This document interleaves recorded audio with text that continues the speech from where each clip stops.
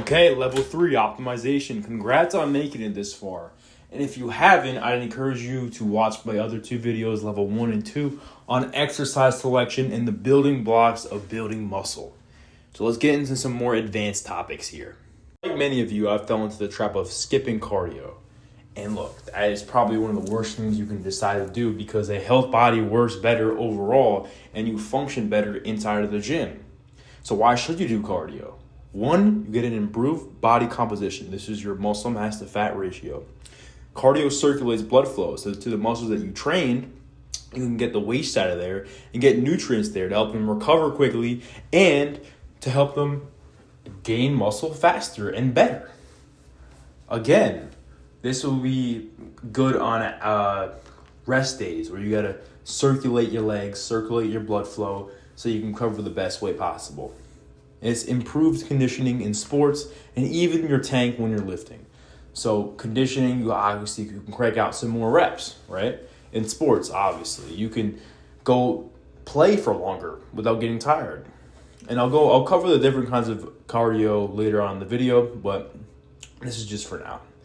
And 4, improve heart function. Unless you recover faster and exercise for longer because you're practicing pumping your heart is a muscle. I'm sure you've heard that from your doctor before. And some common misconceptions. Cardio does not burn muscle. I see that so many times.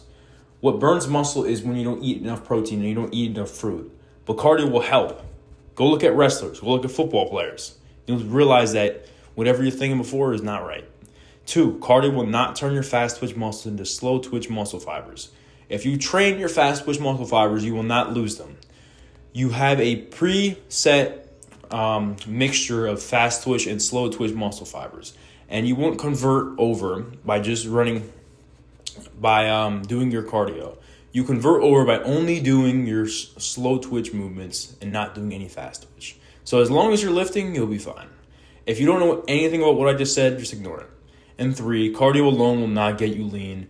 Training in a deficit will get you lean. And now we got the different zones of cardio. The different zones of cardio, all that is how much of your heart rate you're using. So zone 1, zone 2 is 50 to 70% of your max heart rate. This is lighter cardio like walking, incline walking, or a steady jog. You do zone 1 every day by walking, so it's great for recovery days. And zone 2 builds a base. It'll be a light jog. If you want to tell what zone you're in accurately, just get a tracker like an Apple Watch, and you'll figure it out quite quickly. And it burns mostly fat. So if you're looking for fat burn, you can do this often. Zone 3 is 70 to 80% of your max heart rate. It's a tempo run or a fast swim. It's a little bit harder to recover from and can get tricky because it's a little bit taxing and people think they can run every single day when in reality that's not true. I've ran every day and I've found myself with a lot of overuse injuries, and if you're trying to balance that with a mixed training schedule like lifting and doing sports, it can get a little bit difficult, but honestly overall it's pretty fun. It develops longer endurance and burns fats and carbs, and you can burn like a decent amount of calories doing this. Like if you go for a run for 20 minutes or more, you'll burn a lot more than just going for a regular walk. Zone 4 and 5 is my personal favorite. It's high intensity interval training, all out sparring, sprinting. This is really your all out movements. You're going to be at 80 to 100% of your max heart rate here. These are the hardest to recover from. And you could only maintain this effort for brief periods of time. I'm talking like 10 to 30 seconds and no longer than that because you're going all out. And this develops speed and power. It burns mostly carbs. And you got to be smart with your programming here. Only 2 times a week, maybe 3 depending on your schedule. And if you're running a hybrid, I'd do 2 or 1. So will be like sprint days. If you do MMA, I said sparring. And high-intensity interval training is basically just all-out conditioning work.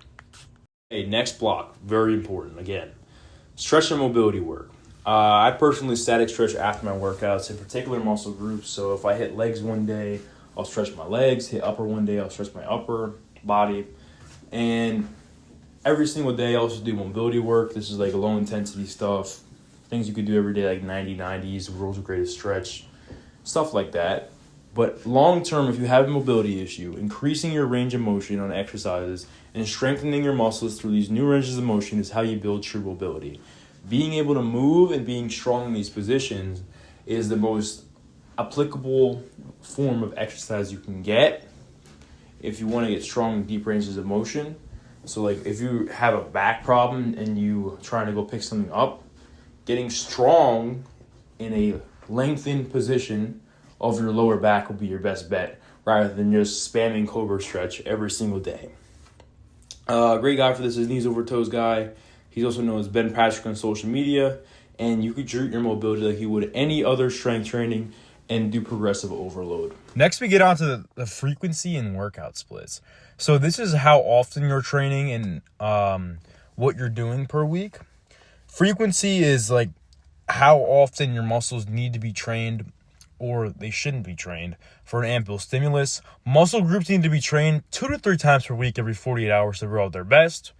According to my knowledge right now, studies will come out likely after this video releases, maybe in a few years, maybe in a few months. And 6 to 10 hard sets is what a muscle needs per week, like total. You don't have to go too crazy. So anywhere between 4 to 15 reps work, and the rep range depends on the context and your experience level. Usually for someone that's newer, getting the form down would make more sense for higher reps, and lower reps would make more sense for compound movements and machines where you're pretty stable. And training to or close to failure is how a muscle actually grows. I'll go more into in-depth in the next slides. All right, so the first workout split I'm going to go over is the 6-day push-pull legs, rest. It's a repeat and pushes your chest, tricep, and shoulder muscles, while your pull is your back and bicep muscles. Your legs are your quads, hamstring, and calves, if you weren't sure. And the pros of it is it's fun if you enjoy the gym. Muscles that are grouped together are trained on the same day, and it's flexible. You don't have to do 6 days a week. You can kind of do 3-day push-pull legs. You can do maybe 4-day if you miss your 5th leg day. But it also requires a lot of time out of your week, and it can be pretty fatiguing. So you got to be careful with how you're doing it. All right, your next is a 5-day push-pull legs, upper-lower split. It combines push-pull legs with upper-lower. I'll go over upper-lower in the next slide. You hit every muscle group optimally. You get 2 rest days instead of 1, and you get some extra focus on the lagging body parts. The problems are there's a second leg day is brutal. I've heard about this a lot.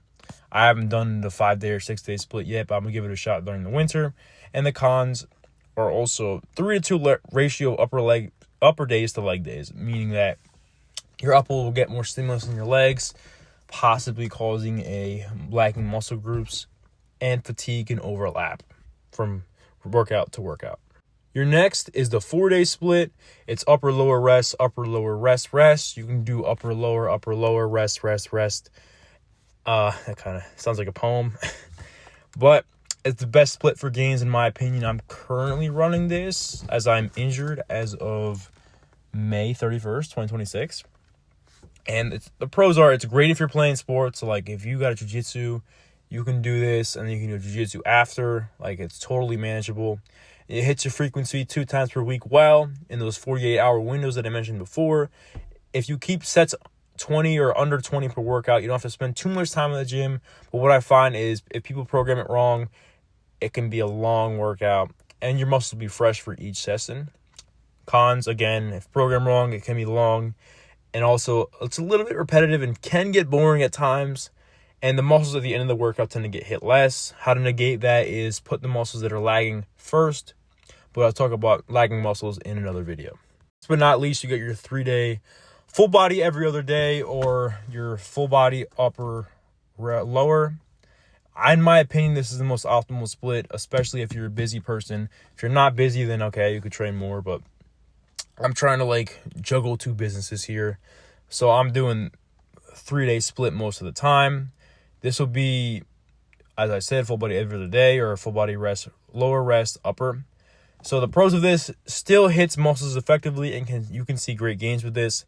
It saves you the most time, and you also get 4 rest days for all of life's obligations. It's great for people playing sports because you're not training as much, and it's literally the most flexible split in my opinion, as I went on about. And cons, it can strain the joints for full body because you don't really, everything's getting hit constantly, and I don't think you can just get irritated. And 2, some muscles can be missed because you're going to be trying to be more general, with full body lift. You can kind of negate this with full body, lower, upper, because you get to personalize and focus in on how you're doing with those. And it can be taxing if it's programmed wrong, so you got to be careful. But overall, with the 4 rest days, shouldn't really necessarily be a problem. Of course, we have to go over the most important factor in all of training: intensity. Intensity is mandatory if you want to maximize your muscle growth.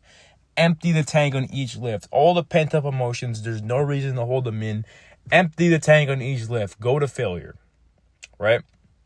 You got to push yourself hard in the gym. I see a lot of people go into the gym and they're just lollygagging. But you're not going to grow that way. You guys got to understand that. And intensity could separate an average physique from an elite physique, assuming all the variables are the same. So literally just flip the mental switch and push yourself.